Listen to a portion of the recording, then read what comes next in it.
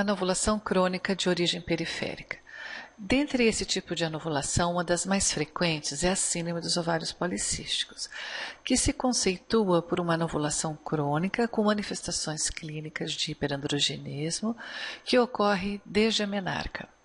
Apresenta como sinonímia a denominação anovulação hiperandrogênica, de tal importância que é a manifestação do excesso de androgênio nesse tipo de pacientes.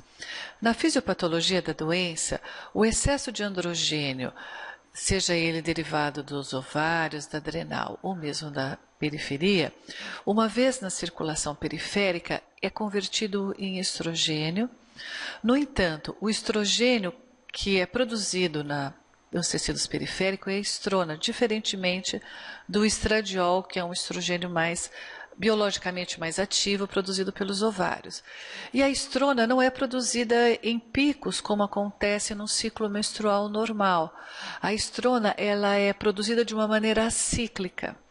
E dessa forma, a estrona cíclica, por ter uma falta de ciclicidade e ter um potencial biológico inferior ao estradiol, acaba se traduzindo como um sinalizador inadequado para o sistema nervoso central, e uma vez na hipófise, ao estimular o gonadotrófo, que é responsável pela produção tanto de hormônio luteinizante como pela produção do hormônio folículo estimulante, o faz de uma maneira com a qual o hormônio luteinizante é produzido em uma maior quantidade do que o hormônio folículo estimulante.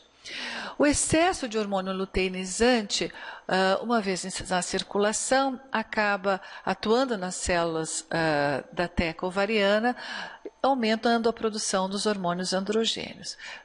Dessa maneira, acaba se formando um ciclo vicioso, onde o excesso de hormônio luteinizante acaba mantendo esse excesso de produção androgênica pelos ovários. Nas últimas 2 décadas, foi visto também que pacientes com síndrome de ovário policístico, num percentual bastante significativo, apresentavam resistência à ação da insulina. Então, uma resistência periférica, que pode acontecer por defeito nos receptores da insulina. E essa resistência à insulina faz com que apresente na circulação um excesso de insulina, porque a necessidade do pâncreas produzir uma grande quantidade de insulina para manter o metabolismo normal da glicose. E dessa maneira acaba se tendo um excesso de insulina circulante. O excesso de insulina circulante, também associado ao fator carreador da insulina, que é o IGF-1 ou insulina growth factor 1, acabam assim se encontrando em níveis elevados, e eles encontram receptores também na teca ovariana, fazendo com que haja aumento da produção de androgênios.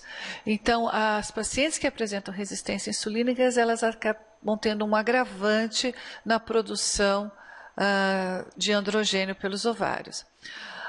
Essas pacientes que apresentam excesso de insulina circulante, elas podem apresentar na pele umas manchas denominadas acantose nigricans, que nada mais é que uma hipercromia da derme, que é considerado patognomônico de pacientes que apresentam hiperinsulinemia. Então, dessa maneira, essas pacientes acabam tendo um excesso de produção de androgênio, e o hiperandrogenismo acaba sendo o fator principal causador de todas as manifestações que essa paciente vai apresentar. A morfologia desses ovários é bastante característica, daí a denominação da síndrome dos ovários policísticos, porque os ovários apresentam um aumento da produção de cistos foliculares na periferia do tecido ovariano e uma hipertrofia da teca por estímulos exagerados, como a gente viu no diapositivo anterior, o que faz com que esse ovário tenha um aumento de volume, uma espessura da cápsula, e o aspecto morfológico faz a macroscopia, faz com que a gente veja esses ovários grandes, de superfície branca nacaradas, que são patognomônicos da síndrome. A resistência insulínica, então, ela acaba levando ao hiperandrogenismo, uma vez atuando no tecido ovariano, porque ela não só, né, acaba levando ao aumento do citocromo P450C17 dessa enzima, que vai levar ao aumento da androstenediona e da testosterona pelo tecido ovariano, mas também atua no sistema nervoso central, aumentando a amplificação dos pulsos de LH nos ovários e também no fígado, onde é o órgão produtor do hormônio carreador das globulinas, que carrega os hormônios esteroides. E aqueles fatores, o IGF-BP1, que é também um carreador do fator de crescimento semelhante à insulina, faz com que haja uma diminuição na produção desses carreadores, de tal forma que tanto a testosterona quanto o IGF-1 acabam circulando livres e, consequentemente, são biologicamente ativos, intensificando assim o hiperandrogenismo. A prevalência da síndrome de ovário policística é em torno de 6 a 10% durante o período da menacme, segundo os critérios clássicos do NIH, e de acordo com uma das últimas definições do diagnóstico da síndrome, nós podemos diagnosticar a síndrome de ovário policístico até em 15% das mulheres durante esse período reprodutivo. A resistência insulínica, que da população geral tem uma cifra de 10 a 25%, quando associada à síndrome de ovário policístico, ela está em torno de 50%, em algumas populações uma cifra até de 60% a 70%, dependendo de algumas características éticas e culturais. Um dos primeiros consensos para definir esse diagnóstico de síndrome de ovário policístico, né, reconhecido pela comunidade científica, foi esse do Instituto Nacional de Saúde americano, em 1990, onde para o diagnóstico a gente precisaria ter a anovulação, com presença de ciclos menstruais irregulares, tipo óligo ou mesmo amenorreia, e a presença do hiperandrogenismo, fosse ele clínico ou mesmo laboratorial. Mas além da presença desses critérios, nós teríamos sempre que excluir a presença de outras doenças que pudessem causar um hiperandrogenismo, mesmo que a incidência dessas outras doenças seja baixa. Então, por exemplo, a hiperprolactinemia, doença tiroidiana, a hiperplasia adrenal congênita de início tardio e síndrome de Cushing. Então, sempre que a gente falar em paciente que apresenta anovulação hiperandrogênica, nós temos que realizar a exclusão desses outros diagnósticos.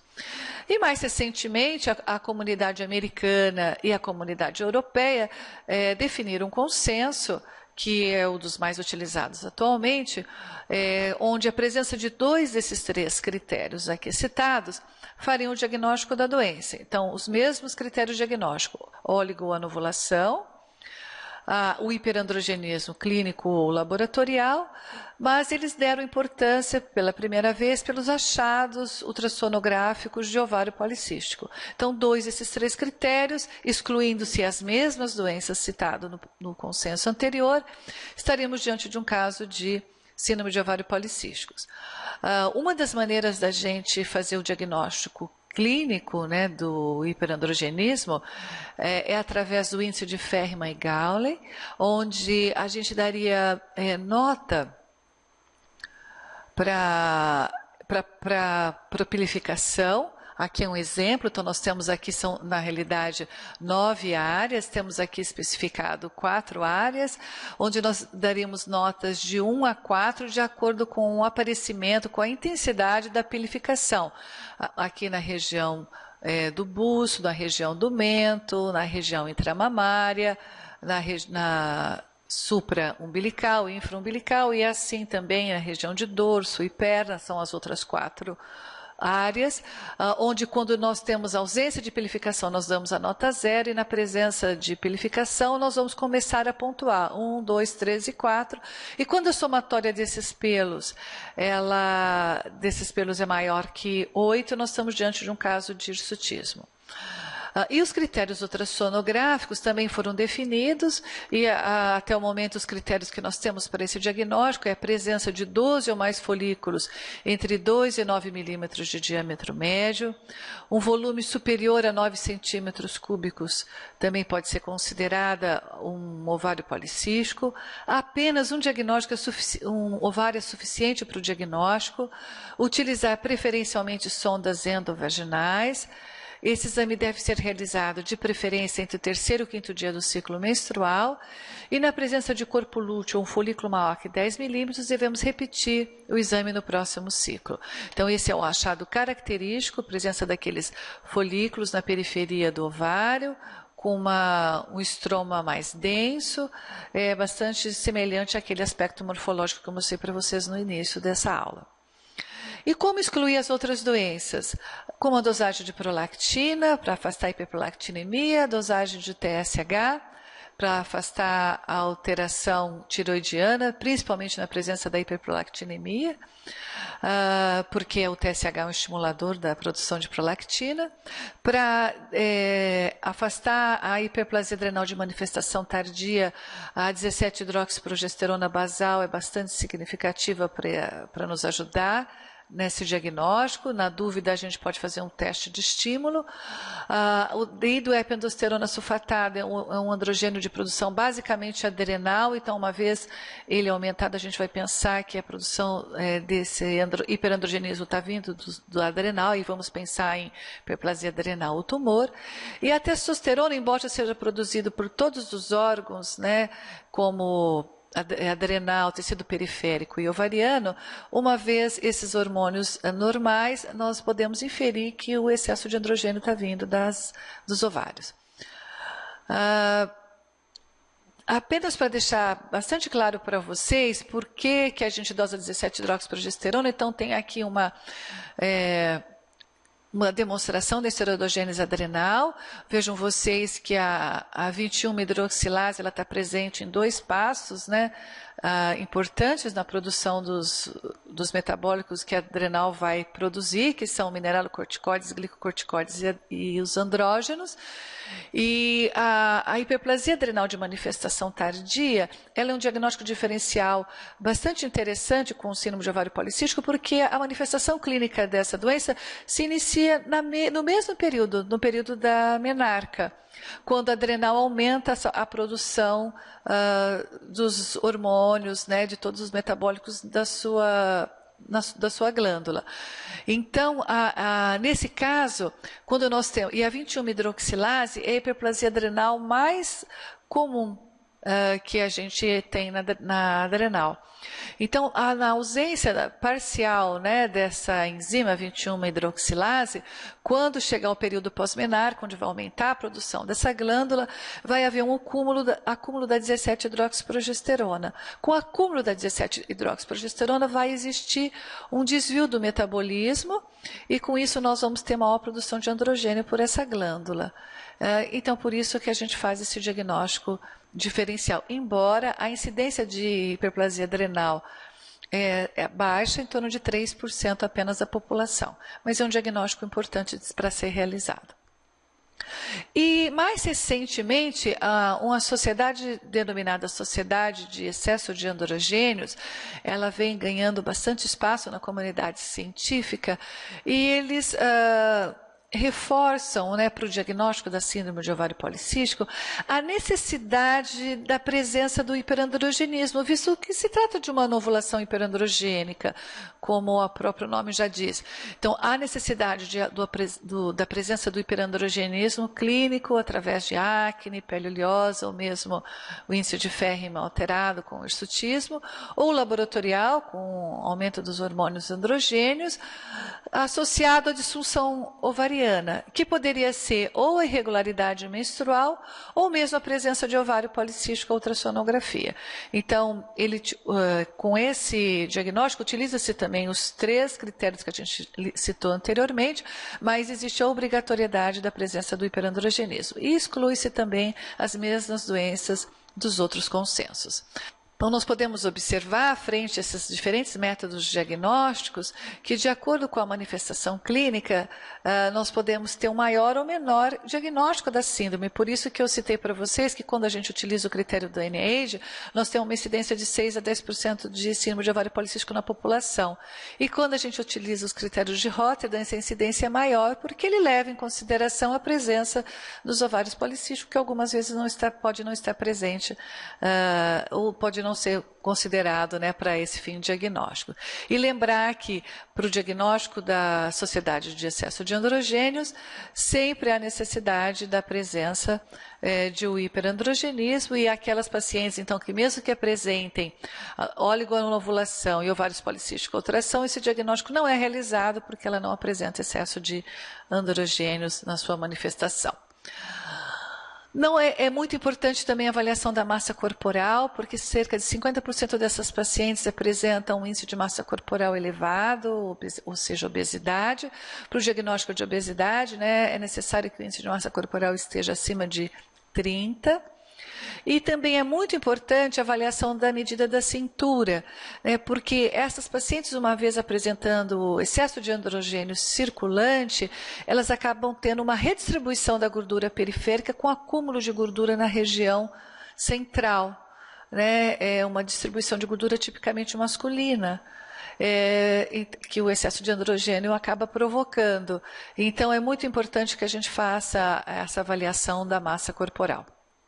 E aqui, para ilustrar para vocês, o que é a acantose nigricans, né, que é essa hipercromia na derme, que a gente observa nas regiões de dobra, como o pescoço, região axilar, podemos observar em região inframamária, em região de virilha, que pode ser considerado, então, um achado patognomônico de resistência insulínica. É um marcador biológico da resistência insulínica. Outros métodos simplificados para a gente avaliar a resistência insulínica, eu vou mostrar para vocês dados da população brasileira, dados do nosso serviço, onde a gente observou que níveis de insulina de jejum maior que 10,8 tiveram uma correlação bastante positiva com a presença da resistência insulínica, assim como níveis de insulina e glicose basal de jejum, onde você pode fazer índices, né? No caso, nós fizemos o índice chamado QUIC, que é 1 sobre o log da insulina mais o log da glicose, e quando ele está inferior a 0,35, também nós estamos diante de um caso de resistência insulínica, e dados da Unicamp, né, publicado no Arquivos Brasileiros de Endocrinologia e Metabolismo, onde faz também com a dosagem basal de glicose e insulina um outro índice de sensibilidade à insulina, que é o chamado ROMA-IR, níveis acima de 2,7 também estão relacionados à resistência insulínica. Bom, a SOP, nos últimos anos, né, um dos últimos consensos da Sociedade Europeia e Americana, chama atenção para a mudança de paradigma na saúde das mulheres, porque ela deixou de ser uma doença onde apresentava desordens reprodutivas e passou a apresentar também um comprometimento metabólico, associada a doenças metabólicas, onde as mulheres jovens apresentam habitualmente desordens menstruais, acompanhadas das manifestações de hiperandrogenismo, no caso hirsutismo, alterações específicas para a realização da contracepção, para a saúde sexual, e elas acabam sendo inférteis por causa da anovulação crônica, e nas mulheres adultas, elas acabam manifestando mais complicações na gestação. É sabido que essas pacientes são de maior risco para a gravidez, qualidade de vida comprometida, geralmente pela obesidade, pela manifestação de hiperandrogenismo, mais frequentemente acabam desenvolvendo diabetes tipo 2, porque vai chegar um momento que o pâncreas não dá conta de produzir mais tanta insulina para manter o metabolismo da glicose normal, então ela passa a desenvolver intolerância à glicose e depois diabetes tipo 2, doença cardiovascular e risco de câncer, que ainda apresenta algumas controvérsias na literatura. Então, ela passou a ser uma doença de várias especialidades de acordo com a época de vida da mulher. Então, por causa da obesidade, das repercussões no metabolismo que essas complicações acabam tendo, essas pacientes têm mais risco de desenvolver síndrome metabólica. E uma das maneiras de se detectar a síndrome metabólica é esse que eu estou mostrando aqui para vocês, onde nós vamos detectar fatores de risco, que são a obesidade abdominal, medido pela circunferência da cintura, quando está maior que 88 centímetros, triglicerídeos elevados, maior que 150 miligramas por decilitros, HDL, colesterol diminuído, com níveis menores que 50 miligramas por decilitro, níveis pressóricos elevados, maior que 130 por 85 milímetros de mercúrio, e glicemia de jejum alterada, né, maior que 110 miligramas por decilitro, ou mesmo tratamento medicamentoso para hiperglicemia. Então, são todas complicações que frequentemente os pacientes com síndrome de ovário policístico apresentam. Então, por causa disso, a gente deve monitorizar essas pacientes para a busca, né, identificação da síndrome metabólica, porque a síndrome metabólica ela está mais associada ao desenvolvimento de doença cardiovascular, aumenta o risco do aparecimento dessas complicações. Como realizar o diagnóstico da síndrome metabólica nas mulheres? Naquelas mulheres obesas, realizar um lipidograma, um GTT, que é o teste de tolerância à glicose, medida da cintura e medida da pressão arterial. E nas mulheres magras, nós vamos pedir também o lipidograma, a medida da cintura, a medida de pressão arterial, e podemos realizar uma glicemia de jejum. Quando nós devemos pedir o teste de tolerância à glicose para as mulheres magras? Naqueles casos que elas apresentarem uma história familiar de diabetes mellitus ou um histórico de diabetes mellitus, diabetes gestacional, e em casos onde apresenta aquele fenótipo completo da SOP. O que é um fenótipo completo da síndrome de ovário policístico? Quando elas apresentam hiperandrogenismo, quando elas apresentam irregularidade menstrual e apresentam ovários tipicamente policística ultrassonografia. Então, quando elas têm os 3 critérios diagnósticos, nós chamamos de fenótipo completo, e essas mulheres deveriam ser submetidas a um teste de tolerância à glicose, além do histórico familiar. A síndrome metabólica, vejam vocês que dados interessantes são esses das nossas pacientes. Nós dividimos aqui pacientes que tinham síndrome de ovário policístico adolescentes e aquelas acima de 20 anos, consideradas síndrome de ovário policístico adulta, e tentamos observar todos os critérios, né, fatores de risco para o diagnóstico de síndrome metabólica. E observamos que as medidas de cintura, alteração do lipidograma, elas estão presentes nas mulheres tanto jovens quanto adultas.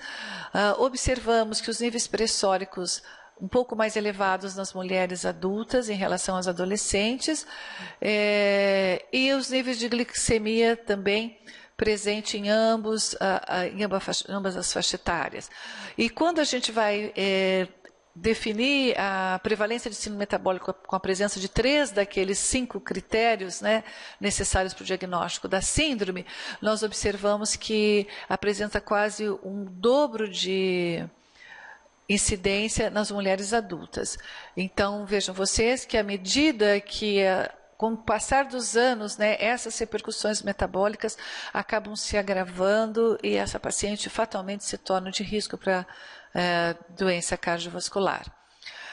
Tentamos ver também quais os fatores predisponentes, né, para desenvolver a síndrome metabólica, e vimos que a presença do índice de massa corporal alterado, ele teve relacionado com o desenvolvimento de síndrome metabólica tanto nas meninas adolescentes como nas adultas.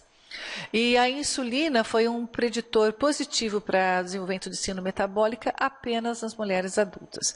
Então, a presença de alteração da composição corporal, a identificação da resistência insulínica são agravantes para as complicações metabólicas dessa doença.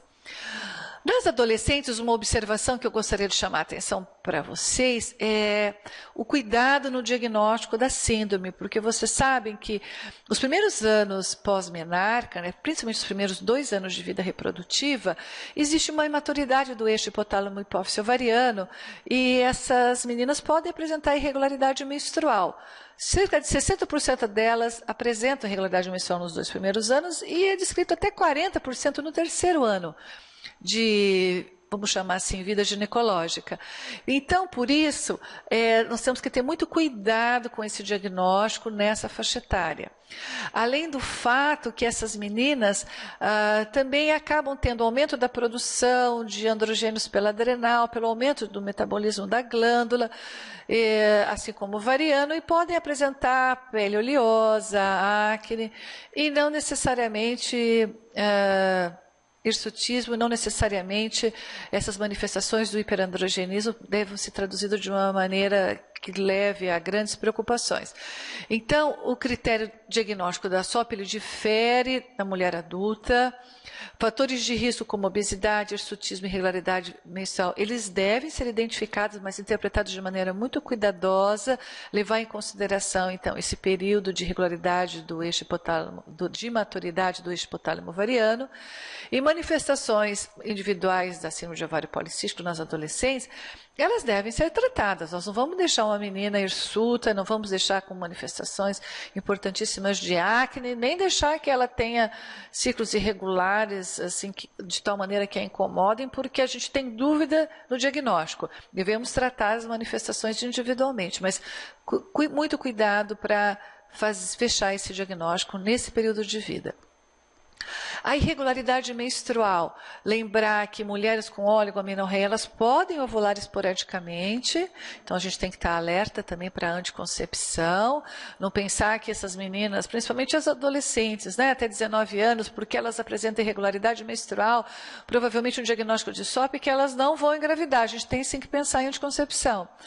Ciclos menstruais em mulheres com SOP podem tornar-se mais regulares tardiamente, isso tem sido um achado, com nível de evidência B ainda, mas geralmente após os 40 anos elas tendem a ter mais ciclos menstruais regulares, e os meses de irregularidade menstrual estão associados ao maior risco metabólico. Isso tem sido observado também. E maior irregularidade menstrual, geralmente mais severo é o fenótipo da síndrome de ovário policístico. Em relação à contracepção, em geral os benefícios superam os riscos. As mulheres com síndrome de ovário policístico apresentam mais contraindicação ao uso dos anticoncepcionais hormonais combinados, porque elas apresentam mais dislipidemia, níveis pressóricos elevados, resistência insulínica. Então, tudo isso a gente tem que levar em consideração quando a gente vai fazer a escolha do método de anticoncepção para essa paciente. Não há diferença na efetividade dos anticoncepcionais em relação ao tipo de progesterona ou mesmo a dose de estrogênio. Então, já existiu um tempo que a nossa primeira opção de tratamento era o uso de anticoncepcionais combinados não só com baixa dose de estrogênio, mas também com progestogênio que apresentava um efeito antiandrogênio ou pouca ação androgênica no intuito de melhorar, né, sintomas de hiperandrogenismo.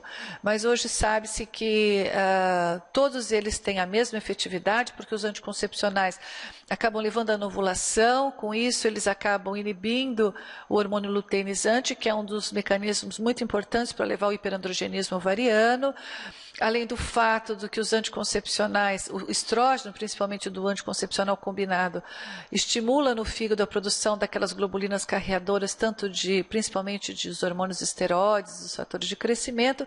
Então, são maneiras de diminuir o excesso de manifestação hiperandrogênica, tá? Além de regularizar a menstruação e além de fazer a anticoncepção. Então, todos podem ser utilizados e deve-se respeitar os critérios de elegibilidade da Organização Mundial de Saúde. A subsequente fertilidade não é afetada pelo uso de anticoncepcional oral e não há evidência que o anticoncepcional é eficaz no tratamento do hirsutismo. Uma vez a paciente apresentando hirsutismo, a gente deve pensar em uma droga antiandrogênica para melhorar essa sintomatologia. Então, todos os métodos anticonceptivos podem ser utilizados. E quando, na presença do hiperandrogenismo, principalmente do hirsutismo, podemos associar drogas antiandrogênicas. nesse guideline, né, mostra que as principais drogas antiandrogênicas é o acetato de ciproterona, a espironolactona, finasteride e a flutamida. Nós temos mais experiência com acetato de ciproterona e com a espironolactona. Essas drogas, além de terem um custo maior, elas têm uma ação metabólica no fígado importante, nós não temos muita experiência com elas. Então, o citato ciproterona a gente pode associar a um contraceptivo, porque ele é uma droga de efeito teratogênico, então ela tem que ter garantia de contracepção. Os comprimidos têm 50 miligramas, nós podemos usar até um quarto do comprimido, até 2 comprimidos ao dia, geralmente do 5º ao 14º dia do ciclo associado ao contraceptivo, porque se a gente usar todos os dias do contraceptivo, vai existir uma atrofia endometrial muito importante, essa paciente não vai menstruar naquele intervalo, isso vai acabar dando um desconforto para elas, uma insegurança. A espironolactona é um método também antiandrogênico muito interessante. Os comprimidos são de 50 a 100 miligramas. Nós podemos usar de 25 a 200, mas o ideal é que a gente utilize pelo menos 100 miligramas ao dia. Nós habitualmente utilizamos 100 miligramas, sempre administrado no período da manhã ou da tarde, para lembrar que a espironolactona é um diurético, né? Não espoliador de potássio. Então, podemos usar com tranquilidade, mas que uma vez administrando à noite, a paciente pode ter desconforto e um sono ruim. Então, são drogas que a gente pode associar no início do tratamento e depois que a paciente tiver a manifestação do hiperandrogenismo clínico bastante resolvida, ou melhorada de uma maneira significativa, nós podemos mantê-la só com contraceptivo. E lembrar que para melhorar a acne e pele oleosa, há necessidade de pelo menos 3 meses de tratamento. Ao passo que a melhora do hirsutismo ela só vai ser observada após no mínimo 9 meses de tratamento, porque é o ciclo do pelo, né? E geralmente é um tratamento que leva um tempo maior. A obesidade, a gente sabe que o índice de massa corporal está associado com o aumento da prevalência de irregularidade menstrual, com hiperandrogenismo e de hirsutismo. O aumento do índice de massa corporal e a adiposidade visceral estão associados ao aumento da resistência à insulina na população geral. E que manejo no estilo de vida resulta em perda de peso e melhora desses marcadores da síndrome metabólica. Então, isso apresenta um grau de evidência A, né? Então, que realmente é efetivo. Quais são as modificações de estilo de vida? Na dieta e nos hábitos, né? Onde sabe-se que 5 a 10% na redução do peso já traz melhoras metabólicas comprovadas, como melhora do ciclo menstrual, fertilidade, e isso a gente consegue com dieta e com exercícios físicos. Não é fácil, a gente sabe, mas nós temos a obrigação de estimular as pacientes a insistir nessa modificação de hábito de vida, visto que essa é uma alteração que vai persistir por toda a vida reprodutiva da paciente. Suporte psicológico também ajuda. Algumas vezes medicações individualizadas para perda de peso são necessárias. E a cirurgia bariátrica tem ganho, assim, um terreno bastante significativo para esse tipo de paciente, visto que a obesidade mórbida mais a síndrome de ovário policístico são fatores de risco para doença cardiovascular e algumas vezes só a cirurgia bariátrica pode conseguir fazer essa redução de peso. O diabetes tipo 2, a gente sabe que a síndrome de ovário policístico é o maior fator de risco para o desenvolvimento de intolerância à glicose e diabetes tipo 2, como a gente comentou no início da nossa aula, pela resistência periférica à ação da insulina, um grau de evidência A. A obesidade facilita o desenvolvimento de intolerância à glicose e diabetes tipo 2, também uma evidência comprovada. Para o diagnóstico, para screening de intolerância à glicose e diabetes tipo 2, nós podemos utilizar o teste de tolerância à glicose, é o único até o momento que é definido para esse tipo de diagnóstico. A dieta e o estilo de vida melhora a fertilidade e previnem a diabetes. E a metformina, que é uma droga que melhora a sensibilidade à insulina, que tem sido utilizada para os diabéticos, ela pode ser utilizada também para intolerância à glicose, além da diabetes tipo 2, com resultados bastante significativos na melhora do metabolismo da glicose e de toda a sintomatologia e repercussão metabólica dessa paciente. Quem deve usar, assim, então, a metformina, que é a droga mais frequentemente utilizada para melhorar a resistência insulínica, são as obesas com intolerância à glicose, sem melhora com modificação no estilo de vida, e as pacientes magras com intolerância à glicose. Ou seja, a presença de intolerância à glicose, devemos associar a metformina para melhorar o metabolismo à glicose e, consequentemente, diminuir a resistência insulínica. A dose convencional 850 miligramas de 1 a 3 tomadas ao dia, geralmente após a refeição. A metformina para mulheres com síndrome de ovário policístico foi de uma maneira assim exageradamente utilizada nos últimos anos. Mais recentemente, com vários estudos na literatura, a metformina acabou se enquadrando com a indicação mais restrita. Então, as recomendações da Sociedade de Ginecologia e Obstetrícia do Estado de São Paulo, feitas no ano passado, por meio de um estudo de meta-análise, né, analisando os estudos que existiam, onde mostravam benefícios ou não dessa droga em mulheres com síndrome de ovário policístico, fez com que pudéssemos realizar as seguintes sugestões. Quando utilizar a metformina, além dos casos para melhorar o metabolismo da glicose, no caso de intolerância e diabetes, nós podemos utilizar também para pensando em melhorar o padrão menstrual, porque a gente sabe que melhorando a resistência insulínica vai melhorar a qualidade da ovulação. E, consequentemente, a paciente vai menstruar regularmente. E quando também a gente pensa em aumentar a chance de reprodução, onde a paciente deseja engravidar e vai ter relação sexual, ou então, no máximo, realizar uma inseminação intrauterina para conseguir a gestação. Quando nós sugerimos não usar a medicação, porque a gente não viu benefício nem significativo para o uso da medicação, quando ela quer engravidar e vai ser submetida às técnicas de reprodução assistida, não há benefício em associar essa medicação para esse fim.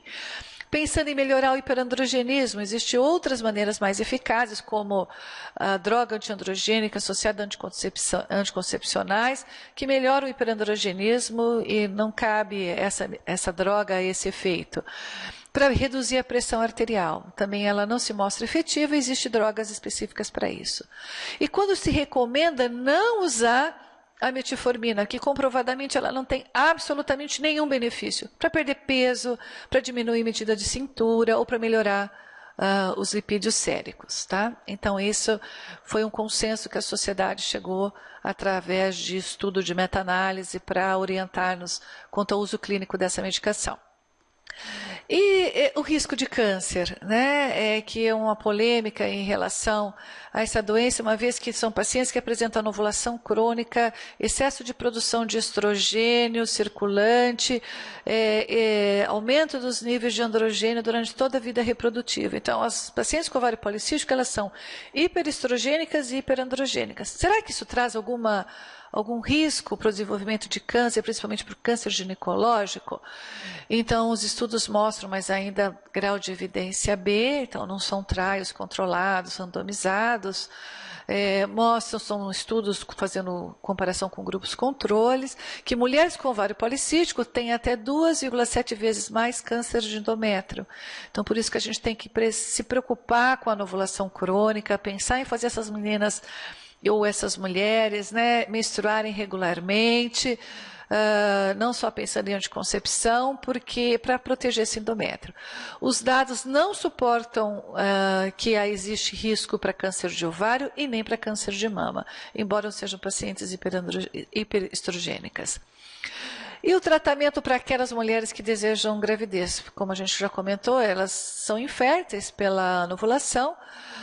Então, eu vou apenas citar, isso vai ser motivo de outros aprendizados para vocês.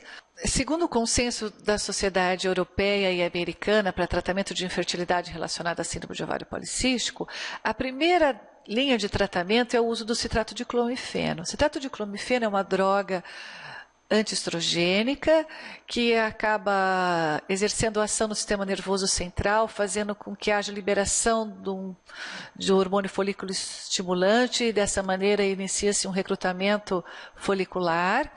É uma droga segura, fácil de utilizar, segura porque não leva a um excesso de estímulo ovariano, com recrutamento de grande número de folículos e com resultados bastante satisfatórios. Quando a gente não consegue induzir ovulação com essa droga, nós podemos utilizar a gonadotrofina coriônica, seja hormônio folículo estimulante ou associação de hormônio folículo estimulante e hormônio luteinizante, ou mesmo utilizar gonadotrofinas associadas ao citrato de clomifeno, ou a cirurgia, seja ela geralmente endoscópica, com a finalidade de, fazendo um drilling, diminuir os cistos ovarianos, diminuindo assim a produção de androgênio pelos ovários. E dessa maneira a paciente poderia ter, logo de imediato, presença de ciclos menstruais ovulatórios. Quando a gente não consegue resultado de gravidez com essas medidas para indução da ovulação, nós podemos fazer a fertilização in vitro, onde nós vamos recrutar um número maior de folículos, aspirar esses folículos e, uma vez in vitro, utilizar o espermatozoide do parceiro para fazer a fertilização e depois a gente devolve para a paciente os embriões, geralmente não mais que 2 embriões, no intuito de prevenir gravidez gemelar. E uma quarta linha de tratamento seriam os inibidores da aromatase. Vocês terão bastante oportunidade no futuro de lidar com esse tipo de tratamento, que vai ser motivo de outra aula.